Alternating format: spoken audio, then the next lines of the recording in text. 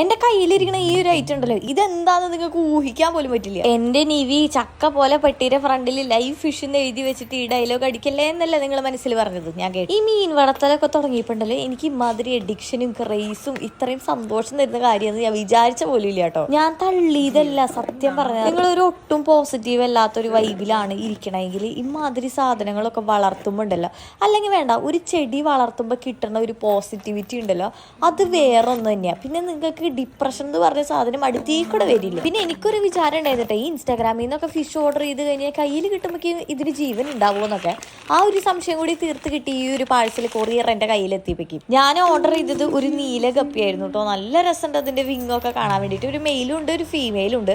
അപ്പം എൻ്റെ ലാപ്പിൻ്റെ ഏരിയയിൽ ഞാൻ അടുത്ത് തന്നെ കൊണ്ടുവന്ന് വെച്ചിട്ടുണ്ട്. കാരണം പണിയൊക്കെ കഴിഞ്ഞ് ഇതിനെ രണ്ടെണ്ണത്തിന് ഇങ്ങനെ നോക്കിയിരിക്കുമ്പോൾ കണ്ണിന് കിട്ടണ ഒരു കുളിർമയുണ്ടല്ലോ. വലിയ ആർഭാടമൊന്നും വേണമെന്നില്ല, ചെറിയ ഒരു ബൗളിലാക്കി നിങ്ങൾ ഇട്ടാൽ മതി. അപ്പൊ സ്ട്രെസ് അടിച്ച് നിൽക്കണവർക്ക് ഇത് ഒന്ന് ട്രൈ ചെയ്ത് നോക്കാവുന്നതാണ്. അപ്പൊ അടുത്ത വീഡിയോയിൽ കാണും വരെ ബൈ.